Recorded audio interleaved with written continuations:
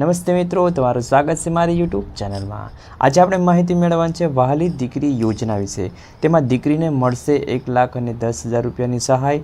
અરજી કેવી રીતે કરવી, ઓનલાઈન કરવી, ઓફલાઈન કરવી, યોજનાની તમામ માહિતી તમને આ વિડીયોની અંદર મળશે। વિડીયો એન્ડ સુધી જોજો, કોઈ માહિતી રહી ન જાય, કારણ કે આ વિડીયો તમારા માટે મહત્વનો બની શકે છે। વહાલી દીકરી યોજના એ માત્ર એક સરકારી સ્કીમ નથી, પણ દીકરીઓ માટેના ઉજ્જવલ ભવિષ્ય તરફનું એક પગલું છે। શું તમે જાણો છો કે આ યોજના હેઠળ તમારી વહાલી દીકરીને 1,10,000 રૂપિયા જેટલી મોટી રકમ મળી શકે?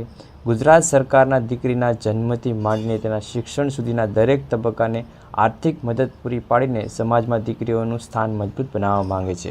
ચાલો આ અગત્યની યોજના વિશે સંપૂર્ણ માહિતી જાણીએ, જેથી તમે પણ તમારી દીકરીઓને લાભ આપી શકો। વહાલી દીકરી યોજનામાં આપણે હાઇલાઇટ જોઈએ, એટલે કે મહત્ત્વની બાબત કઈ છે તે આપણે જાણીએ। તેની કુલ સહાય તો 1,10,000 રૂપિયા, જે અલગ અલગ 3 હપ્તામાં આપણા ખાતામાં આવતી હોય છે, એટલે કે દીકરીના ખાતામાં આવતી હોય છે રકમ। તેનો ઉદ્દેશ છે દીકરીઓના જન્મદરને પ્રોત્સાહન અને શિક્ષણમાં વધારો કરવો। અરજીની પ્રક્રિયા છે ઓનલાઈન, એટલે કે ડિજિટલ ગુજરાત પોર્ટલ એની એક વેબસાઇટ છે, જેની અંદર એ ઓનલાઈન અરજી કરવામાં આવતી હોય છે, જે હું તમને આગળ જણાવીશ।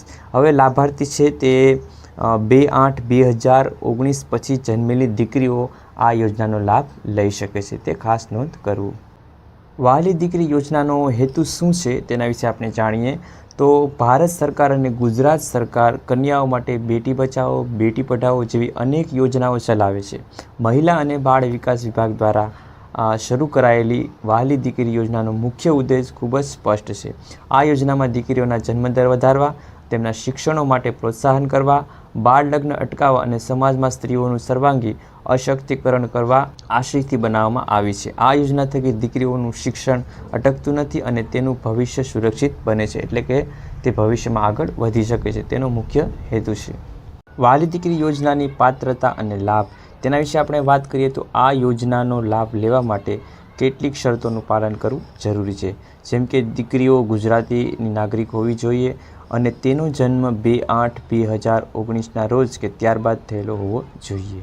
સૌથી અગત્યની વાત એ છે કે માતા પિતાની વાર્ષિક આવક ગ્રામ્ય કે શહેરીને 2 લાખથી નીચે હોવી જોઈએ।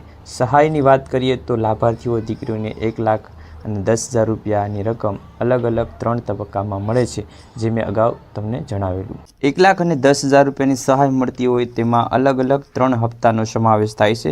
તેમાં પ્રથમ હપ્તો છે ધોરણ 1માં પ્રવેશ વખતે અને બીજો હપ્તો છે ધોરણ 9માં પ્રવેશ વખતે, જ્યારે છેલ્લો એટલે કે ત્રીજો હપ્તો છે 18 વર્ષની ઉંમરે ઉચ્ચ શિક્ષણ અથવા લગ્ન માટે। આ રકમ દીકરીના શિક્ષણ અને આર્થિક સ્વાવલંબન માટે મોટો ટેકો આપે છે। આ 1,10,000 રૂપિયાની સહાય, જેમાં અલગ અલગ વિભાગમાં 3 હપ્તા આપેલા છે, જ્યારે 18 વર્ષની ઉંમર થાય ત્યારે તેને 1,10,000 રૂપિયા પૂરા મળતા હોય છે। આપણે હવે અરજી માટેના જરૂરી ડોક્યુમેન્ટની વાત કરીએ તો વહાલી દીકરી યોજના માટે કયા કયા ડોક્યુમેન્ટની જરૂર છે, જેમ કે દીકરીનું જન્મ પ્રમાણપત્ર, માતા પિતાનું આધાર કાર્ડ, આવકનો દાખલો, લગ્ન પ્રમાણપત્ર અને સંયુક્ત વાર્ષિક આવકનો દાખલો।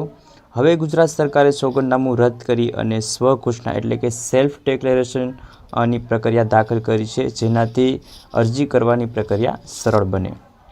અરજી માટે તમે ડિજિટલ ગુજરાત પોર્ટલ પર જઈ શકો છો અને જો તમે ગ્રામ્ય વિસ્તારમાં આવો છો તો વિલેજ કોમ્પ્યુટર એન્ટરપ્રનર્સ એટલે કે VCE અથવા VLE પણ કહેવામાં આવે છે, અથવા તાલુકા ઓપરેટરનો સંપર્ક કરી શકો છો। જો શહેરી વિસ્તારના છો તો મામલતદાર કચેરીના જનસેવા કેન્દ્રમાંથી અરજી ફોર્મ મેળવી અને તમે ફોર્મ ભરી શકો છો।